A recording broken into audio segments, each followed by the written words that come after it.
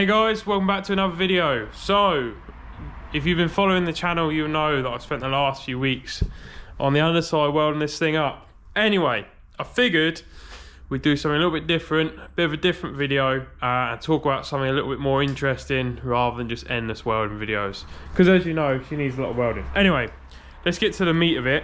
So, what I figured we'd talk about is tuning, or engine tuning, on your 6-cylinder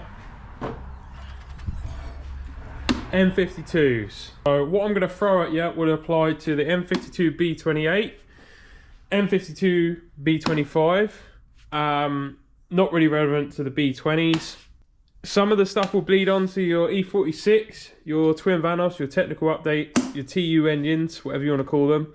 But this is mainly aimed at this engine, the single Vanos M52 beast. So, first things first, the main thing to consider is what you want from the car.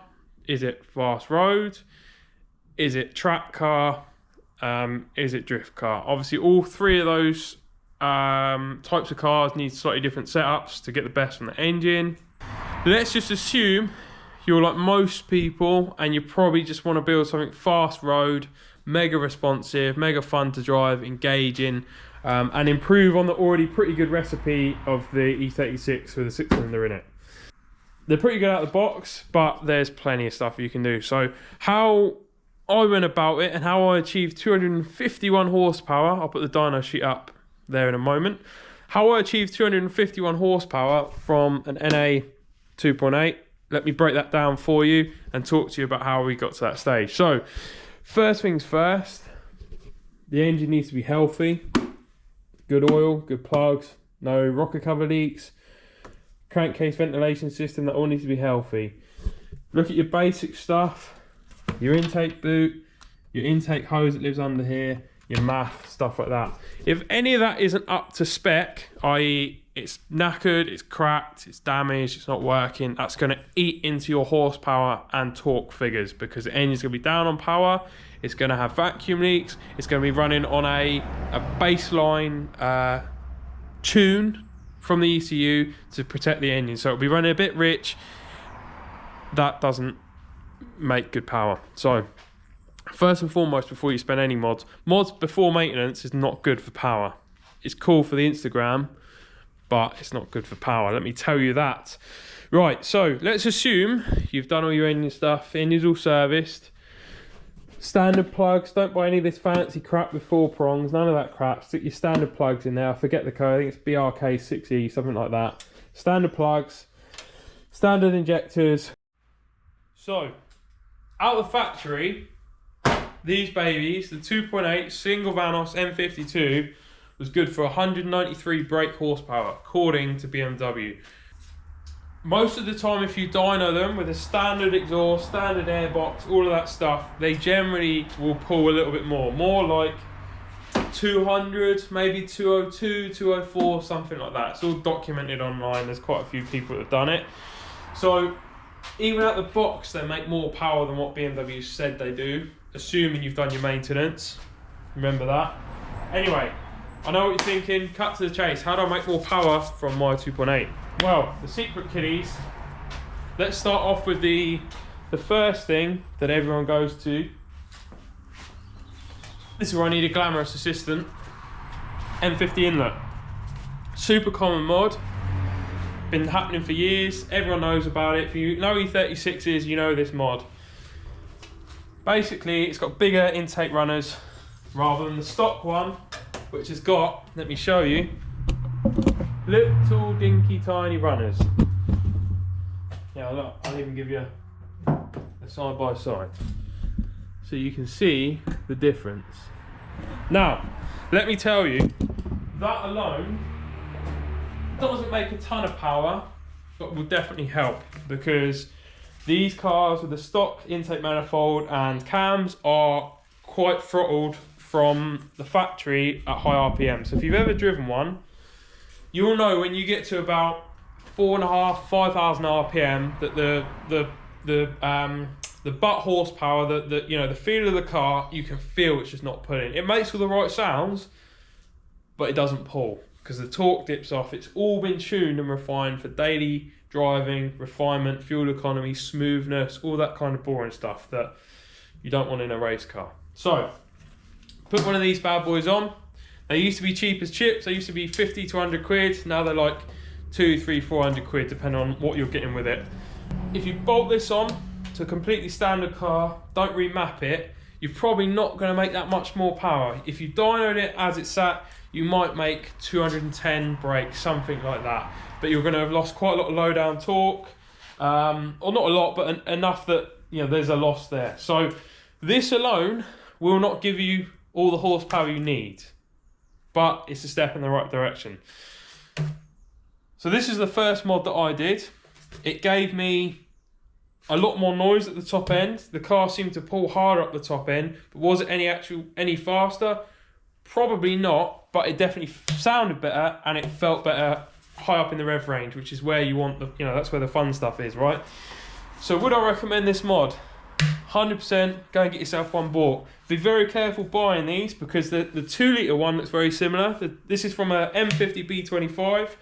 If you go and find an M50b20, the intake manifold to untrained eye looks almost identical. If you spend some time, there's a part number, I won't be able to show you, but it lives under this throttle body. If you take the throttle body off, you'll be able to see, and basically there's a part number on it, and the last 2 digits should say 2.5. That means it's from a 2.5 litre engine. If it says 2.0, that means it's from a 2 litre. Still technically an upgrade, but not worth the time. Just bin that, go and get a 2.5 manifold. Anyway, let's say we've bolted that on. We're now at, on a good day, maybe 210 brake. Where do we go next? Right, well, do we look at the exhaust? Do we look at the camshafts? Engine tuning? They're kind of the big 3 things to look at with these cars. So next up, I would say, if it's a dedicated track car, then you probably want to look at a decat exhaust system. You can obviously chop your cats off, weigh them in for a bit of money. If it's a road car, obviously you shouldn't really be doing that. You want to keep it legit. But if it's a track only car, you could chop your cats off. You want a nice decat, that will increase flow through the exhaust. Don't just straight pipe it. You want to put a nice X piece in it. That's how I did mine. I'll see if I've got a picture of that to hand. I'll flash it up on the screen if I do. If I don't, just take my word, cut the cats out, leave. You can take the resonators out as well and just put a nice cross piece, X piece in there. That's sweet. So now you've done your decat, you've got your M50 inlet, your 2.8 is probably now making not a lot of power, maybe 215 brake peak power.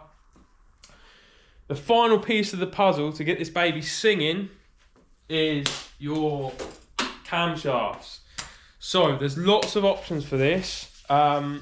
Potentially you could take your stock cams out and have them reground. If you approach a company like Newman Cams, Kent Cams, Piper Cams, something like that, that's going to cost you some money. Not ideal, because the engine's going to be open whilst you're waiting for it.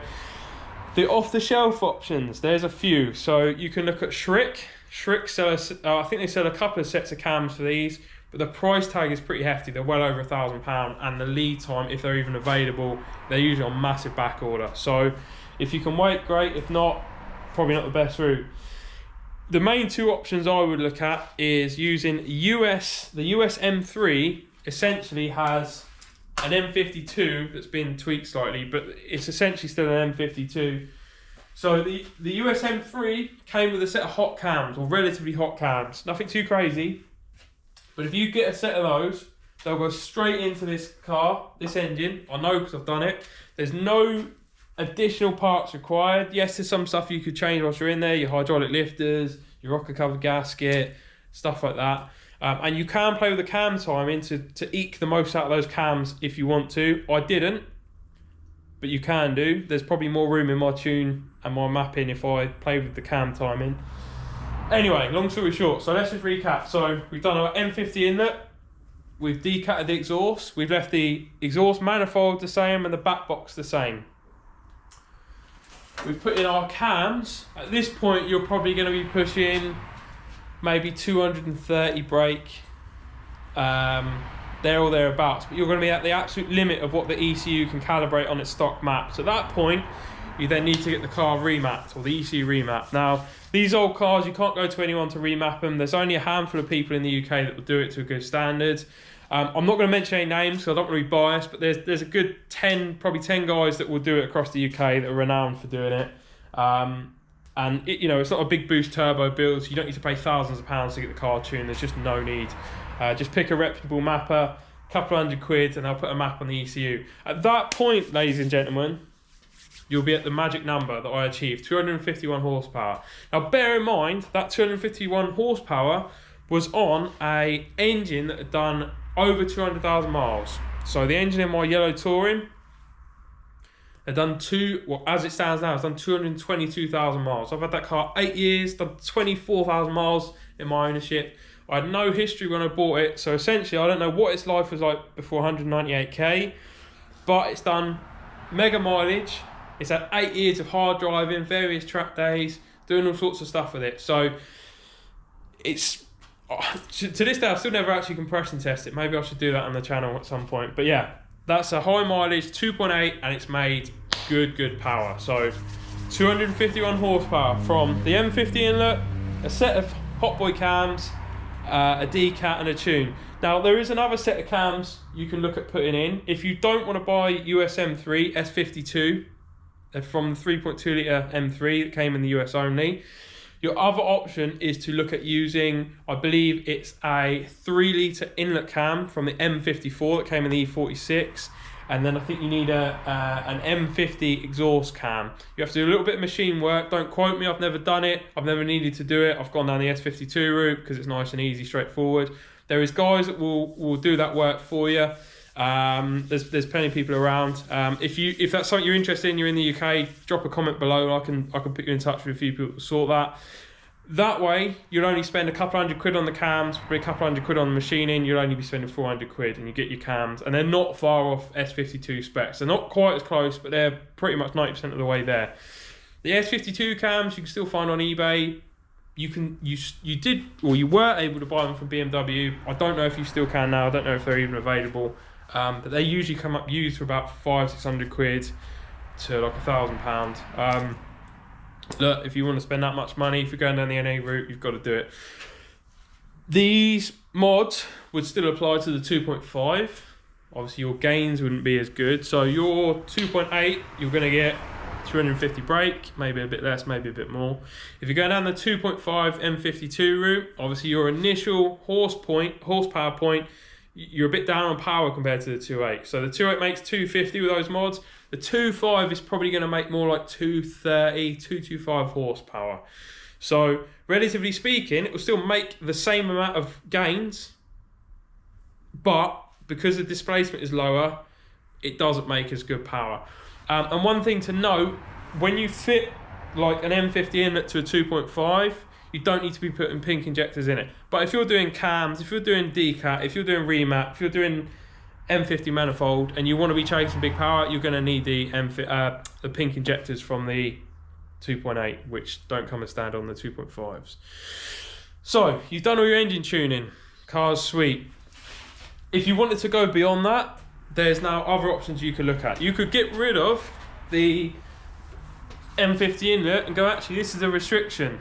You could use the S50b28 from the M3. You could use the throttle bodies off that. Now that would probably gain you another 10-15 horsepower there or thereabouts, and the drivability would be much improved because it's individual throttle bodies. But you're going to spend probably £500 upwards for the throttle bodies. You're going to spend probably, I don't know, £200 to £400 for the adapter plate. There's going to be a whole load of sundries and bits and pieces you need to make that work, and then your dyno session as well, your tuning session. So that then gets quite expensive because it's a bit more custom. There's a few people that have done it and they've made good power. The final thing I would do, so let's say you've gone down that route, you've put the S50s on there, the last piece of the puzzle is looking at a tubular exhaust manifold. Now, people seem to swear that you have to run this to make good power. I've disproved that because I've made 250 horsepower on a completely standard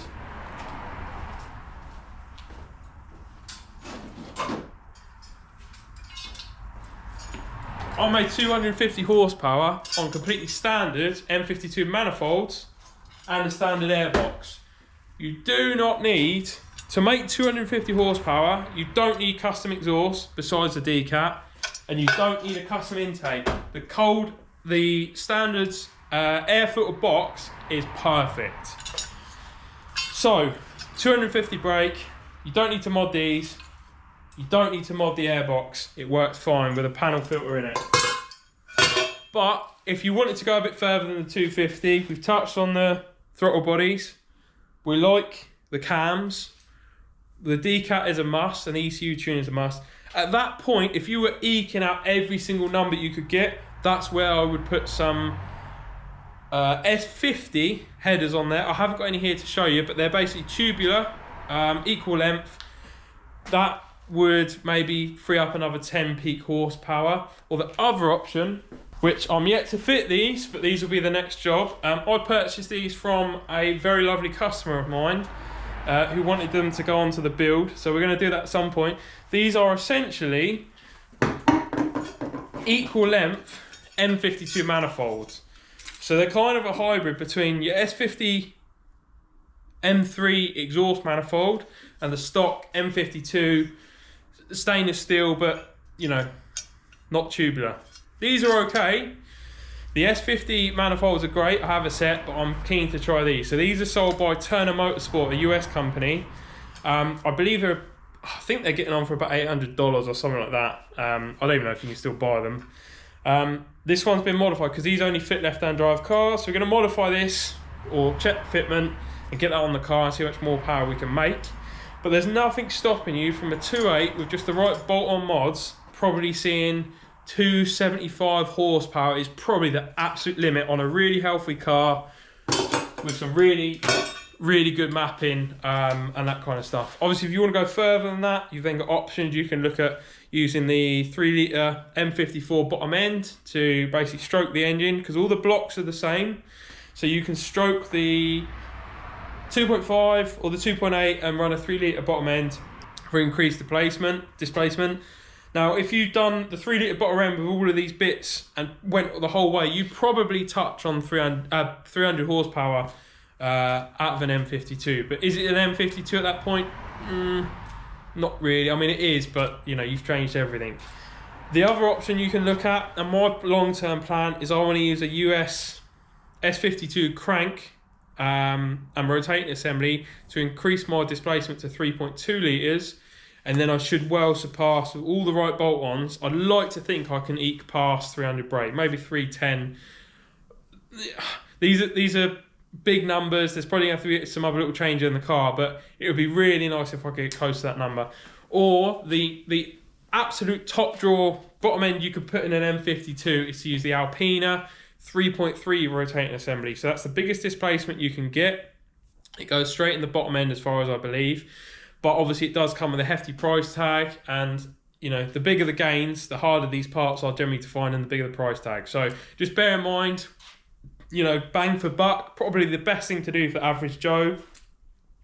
Find a 2.5 or a 2.8, put a 3 litre rotating assembly in it. But kids, remember, if you're going with any more than a 2.8, you're going to bugger up your harmonics on the bottom end. So if you may have heard the 3 litre M54 engines have an issue with their harmonics, about 7,000 RPM. So if you're going to put a light and flywheel on one of those cars, you can run into some issues. It basically winds off the oil pump nut, can back off because of the vibrations with the 3 litre. So the 2.8 is king for ultimate smoothness because it's got a square bore and stroke, so it's lovely and balanced.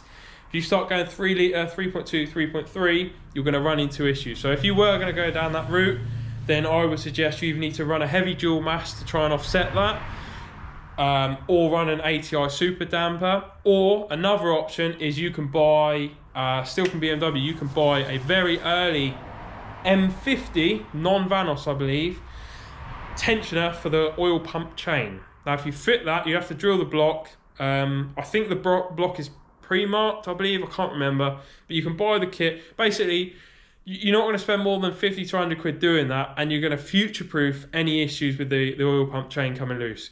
Basically, it's on a reverse thread. The torque figure is like 10 foot-pounds or something silly. And the whole idea is if it comes loose, the idea is it's reverse thread, so it shouldn't ever undo. Now, all of these fixes that exist, welding the nut, it then just causes the whole sprocket to snap. If you use the wire wheel, you might have seen that, where you basically wire the nut into place. Same thing. If it then wants to back off, it can snap the oil pump. There is a company out there called Hotwood Motorsport that sells an upgraded oil pump, so that might be a shout. Me personally, I would probably rock the stock oil pump and just put a chain tensioner on there, so the chain isn't going to be rattling around, and you're gonna future-proof it. That's probably the cheapest way of doing it, and that is how you eke out your power. So look, NA, they're like 200 brake, bit less for 2.5. If you then do your choice bolt-ons, look, sky's the limit. I would really like to one day hit 300 brake out of a 2.8 NA. No one's done it, not to my knowledge. A good few of my friends have hit like 260, 270 brake. You're never going to get it. There's just not, you can't squeeze enough air in and get it out quick enough. So you would have to change the bottom end to get to 300 brake, no doubt about it. So is it still a 2.8 at that point? Not really, but you know, it was at once upon a time. So anyway, any questions, post them below, let me know what you think. Obviously you can then look at your other mods and bits and pieces, your lightweight flywheels, all that cut stuff, play with your gear ratios at a later date. But this is purely focused on squeezing out horsepower from that 2.8 and that 2.5. Just bear in mind, any of those mods you're going to do, they're all going to change the characteristics of the car. So if you bolt on all of this stuff, this is all aimed at peak power, yeah? So up in the rev range, at above 4,000 RPM, 4, 5, 6,000, 7,000 RPM. If you bolt all of this stuff on, you massively change the low RPM characteristics of the car. The car's not going to be slow, but it's going to have less low down torque. It's just, you're just changing the whole dynamic of it. So if the car is a daily driver and all you want to do is poodle around in it, chill, don't drive too fast, don't bother, don't do anything. All you really want to do is stick a bat box on it and maybe a lightweight flywheel just to wake it up a little bit, and then you're done. That's going to cost you £1,000. All of these mods, you're chasing power, you're going to be spending hundreds if not thousands of pounds. They do make good power NA, considering NA power is really hard to find in any car generally. Not all, but generally. But you're going to spend quite a lot. Obviously, if you go turbo or supercharged, you're going to make a lot more power a lot quicker. So it depends what you want. But if you want to stay NA and you want a really fun, engaging, kind of like an old school car, high RPM, power up the top end, a bit like an M3 is really out the box. You know, the M3 has a low down torque, but it's got plenty of grunt up top. Then that's where you sort of end up heading. So yes, you can get 250 brake out of a 2.8 with cams, M50 in it, a decat and a tune. No, you don't need to change the exhaust manifolds. These are fine, and the stock airbox is fine. Does that solution fit everyone's needs? No. Should you do it anyway? Yes, because it's fun. Anyway, peace out. Thanks for watching.